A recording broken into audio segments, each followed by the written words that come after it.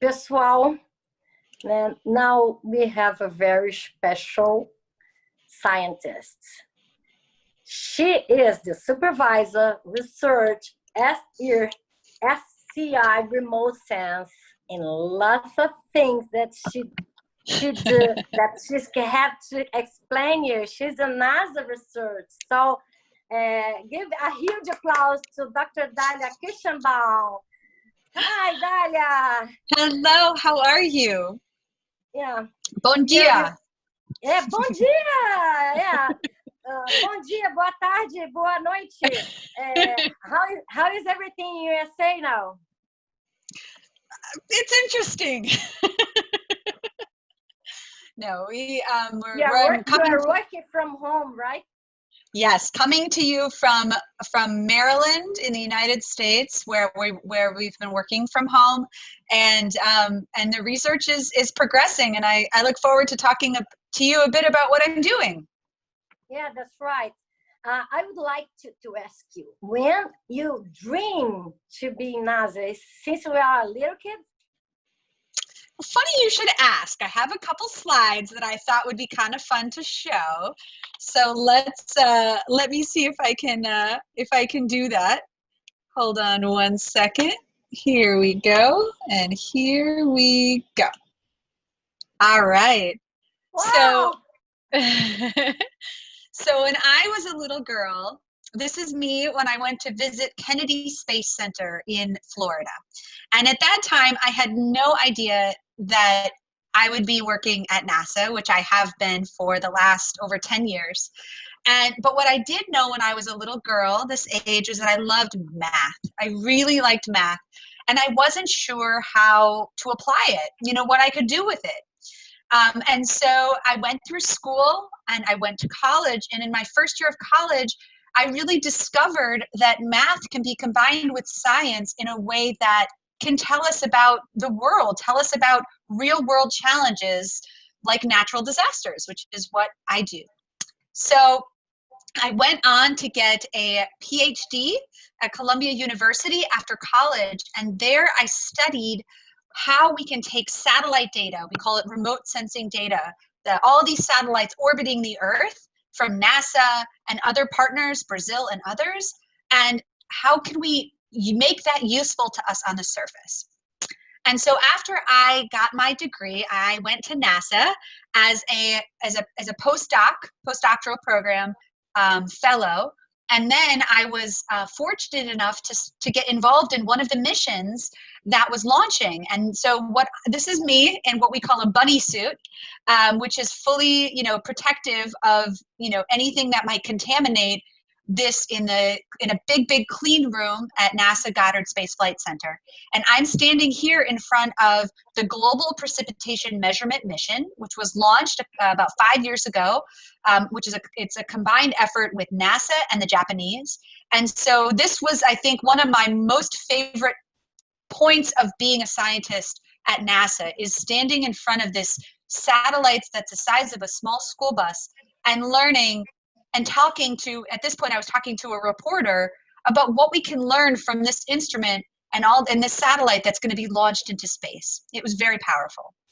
And so this is just funny, but what I do here at NASA is I use science to better understand disasters and work with users around the world to help them understand how to use it, and then work with them to apply this type of information, both satellites and models, such as what we're doing with the city of Rio, which is a very exciting project. And we can better understand things from heavy rainfall to precipitation and the like. So in terms of kind of what I do on a day-to-day basis, it really changes every day. And I work with people around the world on disasters. I do research on landslides. I use, different skills to plan out missions that are not going to launch for another 10 years. And so we're already talking about what the next version of these satellites might look like. And so it's a very exciting job, and it's not boring. I can imagine. And I wonder, it was not easy to get in NASA. And you don't have lots of women there. So how is this open to, you know, how this opportunity open to you? You know, it's a great question. I'm very fortunate to have met different professors, different teachers in high school, and professors in college, and advisors when I went to work at NASA, that have helped guide me along the way. And so what I like to tell students who are excited about science and engineering, which I hope you are, is to talk to your teachers, because they have so much information, and they can connect you with people or ideas that really can take you down a path that will excite you in a career. And that's what happened to me all the way through. Is I was fortunate, but also I was proactive. I tried to ask a lot of questions about what careers could be out there. And so, you know, coming to NASA is really kind of a building, you know, a staircase of asking questions and then taking action to do an internship, or asking questions and looking at new data. And so, you know, as long as you stay active in asking questions and talking to people that might help guide you, you know, you're really going to be able to move forward in what you want to do. And now you're married, you have children, right? 2 children. 3. 3, like me. How old are they? I have an 8-year-old, a 5-year-old, and a 2-year-old. So I'm continuing to, you know, my oldest daughter to get her into coding and to math, which she seems to enjoy. So I'm very proud. But you know, one of the things about my job that I just really enjoy is working with and talking to students. And so when I've visited Rio 2 times now, and I've been able to go into schools and to speak with students, or work at the planetarium, speak with students, and it's so exciting to hear the ideas that you have, the students have, and the community, about how they can make changes and what they can do themselves. And I think there's so much an opportunity to take technology that we have now, all of these different data sets we have, and to really move things forward. It is happening so quickly. And so, you know, with the hacking activities hackathon, NASA Space Apps Challenge, and how you're, Lindália, engaging with these teams of people, from kind of younger students all the way up to more technologists, it's very exciting to see how we can connect to some of this work at NASA. And I have to do more, my dear, because you have few women in STEM, in technology, in science. For your perspective, why do you have so few women, few girls in this area? You know, I think there's many reasons. I have to say that I have been very fortunate to have many female mentors. So people at NASA that are either my direct, I report to them, or I have had conversations with them. And so, and actually the head of Earth Science that just came on is a woman as well. She is taking over all of Earth Science at NASA. And so I think that there are a lot of women moving into those roles or occupying them. And I think that one of the challenges is that when you're in elementary and middle school, you know, you need to have opportunities for young women to find a passion in science, technology, you know, engineering and math, because, you know, there's so many amazingly capable people, and you just need to see that it's out there, it's an option. And so I think that if we can start to make it more clear what possibilities are out there, if you're a young man or a young woman, you know, the possibilities are there. It's just a matter of kind of learning that it's possible, and that there are people that you can look up to in the area and see how it can be done. And you know, you talk about family. You know, I have a young family, and one of the things that's challenging is how do you balance a career and family, and it can be done, right? You know, it's hard, but we have an amazing supportive system, and you have people to look up to that have done it as well. And so I think that that's so important, to be able to talk to and get advice from those that have gone through and moved forward in science and technology and engineering. to really see what's out there. So I really encourage you to get involved. Yeah, I think that more leaders, more executives, more science, they have to show up more, to inspire other women that's possible. And can you share with us if you have some difficulties in your careers just to be like a woman, just to be a woman? I think that I think that there are opportunities and things that you don't necessarily realize as I was going through my studies. I think that when I was in college, I went to Princeton University, and the makeup of the professors were they kind of looked the same, and but they were really supportive, and they really had interesting ideas and were very encouraging. And so I think that while there were times where it was really hard and the work was really hard, I don't think it was because I know it wasn't because I was a woman. It was just really hard. And so you need to be encouraged on multiple levels to stick with it, to stay with it and know that it's possible. And so, one of the biggest inspirations for me has been my mother, who is a dentist, and she started her business when she was pregnant with me, and I'm the oldest of 3 children. And I think that seeing from her that you can have a successful career in science and you can have a family, it's not easy, but nobody has an easy road. Everybody has to figure out what's going to work for them. And so, I think that there have been challenges along the way, but I've mostly focused on how to overcome what's difficult. And I don't know if it's my gender or not, but I guess I'm used to being in a room of more men than women, but talking nonetheless, or more. So yeah, it's been important to establish a leadership role in the field that way. Oh, you remember my mom, because she's the one that really encouraged me as well. And she was a poor immigrant from Portugal in Brazil, and she didn't study, and I'm not going to try. let's keep on. And Dalia, are you engaged in other women movements, and do you think that is necessary? I haven't been as active in some of the kind of female science networks, I think mostly for lack of time. But where I do really like to spend time in that is actually talking to young groups or individuals.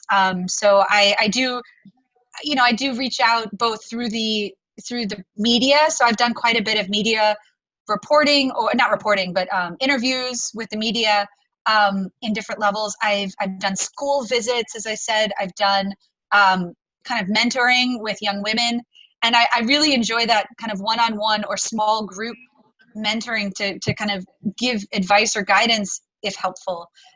So that's really how I've gotten more involved in kind of working with some of the next generations of up and coming, amazing female, hopefully, scientists.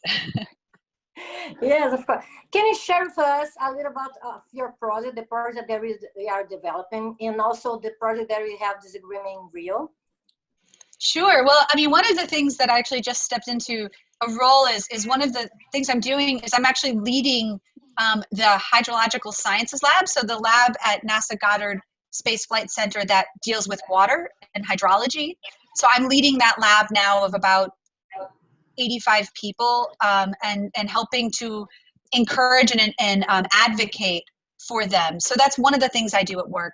But my research is very much focused in disasters, and landslides is the main focus of that. And so we work with groups all over the world my team, it's not just me, I have a wonderful team, to build models with satellite data that's free and open, which is so important, to understand these processes. And actually we have built the first and really the only global model to estimate where and when rainfall triggered landslides may happen around the world. And they happen in nearly every country in the world, and they cause thousands of fatalities each year, including in Brazil. And so it's been so important to be able to take that global study make it really applicable to society.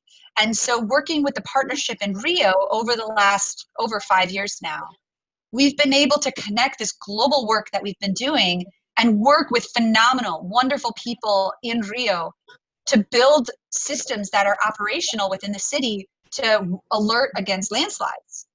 And that has been extremely rewarding part of my career thus far, because not only can you do the science and you can write the papers, but you can connect it to hopefully helping improve the life of citizens, in a city or in a country. And so we're continuing to try to improve those, that science work, but also to transition that information to make it more relevant to the public.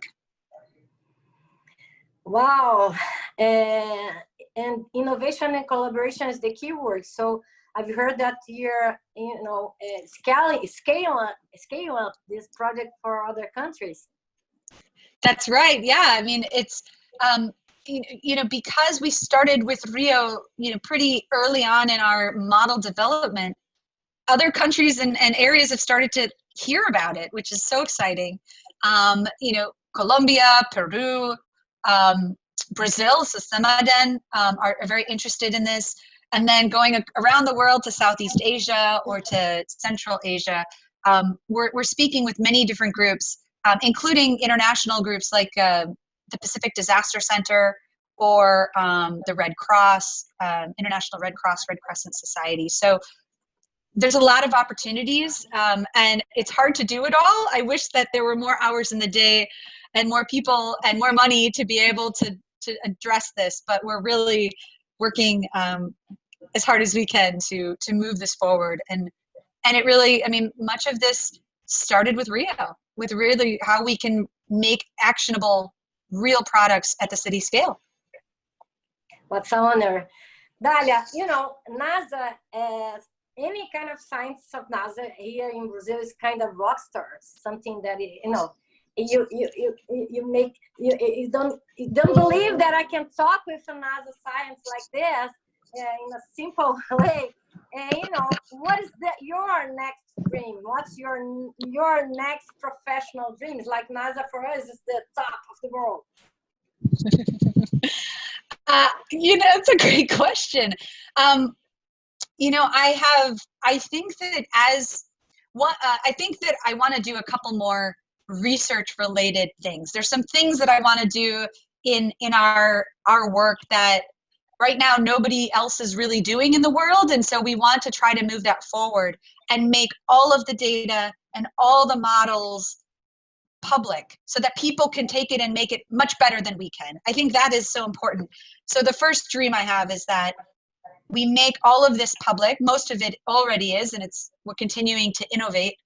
And that we have challenges such as, the Space App Challenge or the Rio Hacking and hackathons to see how we can do better. And a dream of mine is for others to take this and make it so much better and relevant for their cities or their countries, and take ownership. That is so exciting. And as I kind of move into the next stage of my career, I want to work to build others up in leadership roles to lead in this topic of disasters and science and connecting that to different groups, connecting it to the city scale or to the national scale. And so I think that I really enjoy doing it, and I hope that we can build more leaders in this area to connect to, what we call it from space to city. I'm kind of plagiarizing that, space to city, right? That's not super original, but I'll take like this much credit. That's incredible. That's the real change maker, because you don't think about only you. You're thinking about how to change the world, how to do the real social impacts. So I really appreciate that is your next dream. So thank you very much for all your projects. But I would like to make a last question. Recently I watched the documentary about Michelle Obama, and she wrote a book for women, for inspire other women. But she wants to know more about the stories, the stories of the students, and make lots of groups in each city that she moves. So would you think that's this the way to inspire? How the tip, the counsel that you can give for girls and women in Brazil or in the world to make more changes, to make more impact? You know, I think that teachers have a lot of wisdom, and I think that these types of organizations, you know, it's a gateway into what's possible. And so, you know, with internet connection, you can go and you can download data, you can play with some of these coding systems and get really well versed in that. And so I think that the challenge is to continue studying math and science, to continue your studies, because education is power, and that's what imparts change, right? So continuing math and science, and I especially tell high schoolers, and college, you know, and middle school, continue your math and science. It might not be so exciting now, but it's really exciting later. And so you want to keep that up so you have the options open to you to do engineering, to do, you know, to building the next skyscraper, to developing the next like Mars rover, right? I mean, all of these people started in a sound or a good foundation in math and science. And I think that there are, you know, these groups that do Lego challenges, right? For example, or that get together and have a coding challenge. That is also such a great way, especially if it's, you know, a group of girls that want to come together and do a robot challenge, right? Why not? I think that those types of activities are so important because it connects. For me, what happened was I liked math. I didn't know what I was going to do with it. And then I had this kind of epiphany of that you can really connect math to real world, impact, things that impact people, disasters. And so others, you know, it's different when they're going to have their epiphany. But I think that through these different types of organizations, it's such a great way to meet other like-minded people to do that. And so I just really encourage you to stay with math and science, because it might be boring now, but it gets way better. And it's open for everybody. I totally agree with you, Dalia. Education is power, and you are an example for us. I'm really excited. I don't know, I'm not speaking well because I'm really excited to speak with you, to talk with you. And you know, 50 years ago, the NASA went, first man went to the moon, right? So that's right. You want to travel to the moon or to Mars or something like Elon Musk? No. I like my feet right on the ground. I'm good. I've met astronauts. They're lovely people, wonderful people, but I like to be right on the ground. And I think that, you know, I think the possibilities really are endless for what you can do. I mean, right now I'm working on designing a satellite that is going to go into space in 10 years. And the data is going to be open to the public to hopefully solve questions of air quality at a very local scale and severe storms. And that it's so exciting to be able to do that from the ground. Of course, that is the challenge. And thank you very much, Dalia. Thank you so much. You're going to keep together. You're going to keep them together, okay? Thank you very much. And thank you so much. I hope I can be with you in all these projects. Bye-bye. Absolutely. Bye-bye.